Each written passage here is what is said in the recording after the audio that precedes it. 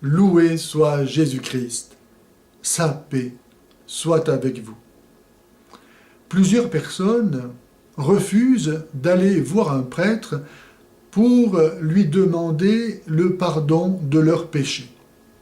Elles préfèrent, comme les musulmans ou les protestants, demander directement pardon à Dieu. Et certes, il faut tout de suite, si l'on pêche, demander pardon à Dieu dans son cœur. Mais pourquoi faut-il aussi aller demander le pardon de ses péchés à un prêtre? Eh bien, tout simplement, parce que Dieu, pour nous sauver, ne nous a pas sauvés du haut du ciel, comme cela, d'un coup de baguette magique. Pour nous sauver, il s'est fait homme. Nous sommes sauvés par un homme, le Christ Jésus, qui avant de remonter au ciel, a donné à ses apôtres, et aujourd'hui à leurs successeurs, que sont les évêques et les prêtres qui les aident, le pouvoir proprement divin de remettre les péchés. En effet, Dieu seul peut remettre les péchés, puisque les péchés sont des offenses faites à Dieu.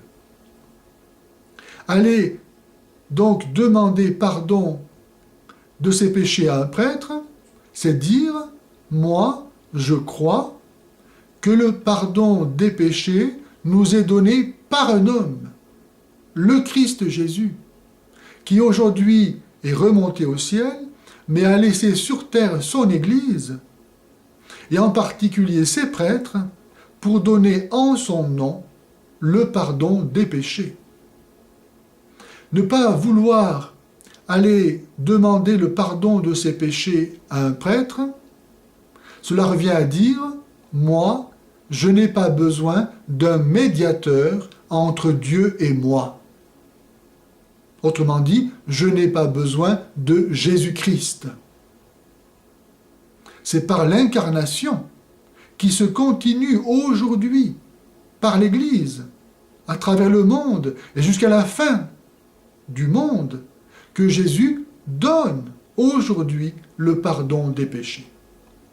Nous lisons en Saint Jean, chapitre 20, versets 22-23, le passage où Jésus donne ce pouvoir divin de remettre les péchés. Il apparaît, une fois ressuscité aux apôtres, il souffle sur eux et leur dit « Recevez l'Esprit Saint. Ceux à qui vous remettrez les péchés, ils leur seront remis. Ceux à qui vous les retiendrez, ils leur seront retenus. » Autrement dit, le pardon des péchés n'est pas automatique.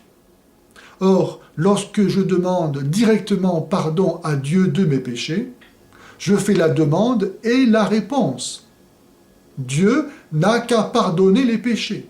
Il ne peut pas faire autrement. Eh bien si, il peut ne pas pardonner les péchés. Dieu n'est pas obligé de nous pardonner nos péchés. Pour que nos péchés soient pardonnés, il y a des conditions. Il y a 5 conditions. Et le prêtre est tenu par mission et par devoir de juger de la validité de ces conditions pour pouvoir justement remettre les péchés. Quelles sont ces conditions? La première condition, évidemment, c'est de regretter ses péchés. Soit par amour de Dieu, et uniquement par amour de Dieu qui a été offensé, et cela s'appelle la contrition parfaite, ou bien aussi parce que on regrette d'avoir perdu le paradis, d'avoir perdu ses mérites, d'être incapable d'en acquérir de nouveau. Deuxième condition, il faut s'engager à ne plus recommencer. Ça paraît évident. Un jour, j'ai reçu un homme comme cela qui, le lendemain, devait passer sous la table d'opération et les médecins lui avaient dit qu'il avait 9 chances sur 10, ou plutôt 9 risques. J'ai reçu. Deuxième condition, il faut s'engager à ne plus recommencer ses péchés. Un jour, deuxième condition, il faut évidemment s'engager à ne plus recommencer ses péchés. Un jour, j'ai reçu un homme qui devait passer le lendemain sur la table d'opération. Et les médecins lui avaient dit qu'il avait 9 chances sur 10 de rester sur la table d'opération. Et donc, la veille de l'opération, craignant de mourir, et sachant qu'il était en état de péché mortel, vient se confesser. Vous ne le connaissez pas, donc je ne trahis pas de secret de confession. Cet homme-là trompait sa femme avec une commerçante du quartier. Donc je lui ai demandé si, dans la mesure où l'opération réussissait et il allait se retrouver de nouveau en bonne forme, est-ce qu'il allait continuer cette relation adultère ou bien non? Il m'a dit que oui. Eh bien, il est reparti sans l'absolution. La deuxième condition, c'est de s'engager à ne plus recommencer ses péchés. Troisième condition, il faut, pour autant qu'on le peut, réparer ses péchés. Par exemple, quelqu'un vient se confesser et il a volé la mobilette de son voisin. Je vais lui dire, va d'abord rendre la mobilette de ton voisin et puis reviens confesser tes péchés. C'est trop facile de recevoir le pardon et de garder la mobilette.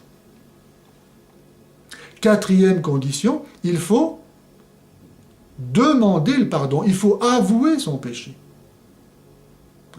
Et le démon fait tout pour que les gens ne se confessent pas, afin qu'ils arrivent ainsi à la fin de leur vie aux portes du paradis avec leurs péchés, et que donc ils ne puissent pas entrer au paradis, car au paradis il n'y a pas de péché. Et malheureusement, souvent, trop souvent, je vois des gens qui se confessent régulièrement même, mais ils ont fait un péché dans leur jeunesse dont ils ont tellement honte qu'ils n'osent pas l'avouer. Eh bien, aucune des absolutions qu'ils reçoivent dans ces conditions, c'est-à-dire en cachant ne serait-ce qu'un seul péché grave, volontairement, n'est valide. Aucune absolution n'est valide. Et non seulement cela, mais ils repartent chaque fois avec un péché grave de plus qui s'appelle un sacrilège. Car ils ont mésusé d'un instrument sacré de Dieu. Cinquième condition, il faut accomplir la pénitence que le prêtre donne à la fin de la confession au titre de la justice pour réparer autant qu'on le peut et au titre médicinal pour aider l'âme à retrouver le chemin de la vertu et de la sainteté. C'est donc dire que, contrairement à ce que certains osent le dire, le pardon des péchés n'est pas quelque chose qui nous permet de continuer en toute bonne conscience à pécher.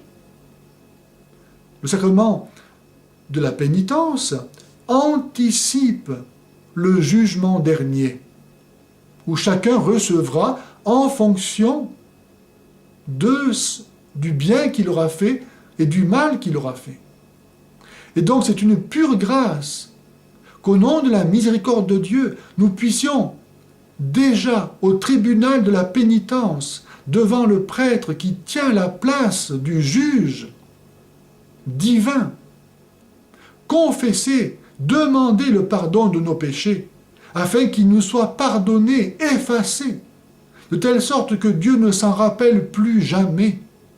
Venez à moi, dit le Seigneur, vous tous qui peinez et ployez sous le poids du fardeau, et je vous soulagerai. Quelle grâce pour une âme d'être délivrée du mal qu'elle a fait. Quand nous avons péché, toujours notre conscience est là pour nous dire « tu as fait ça ». Et donc nous ne pouvons pas nous aimer nous-mêmes. Nous sommes divisés en nous-mêmes. Notre conscience nous accuse toujours et partout. Et lorsque nous avons été pardonnés par Dieu, lorsque Dieu a effacé nos péchés, qu'il ne s'en souvient plus, alors nous redevenons libres et légers. Nous ne reconnaissons plus nous-mêmes. Nous avons la paix. Bienheureux donc ceux qui savent, par la grâce de Dieu, avoir recours au tribunal institué par Jésus-Christ lui-même, afin que le jugement dernier ne vienne.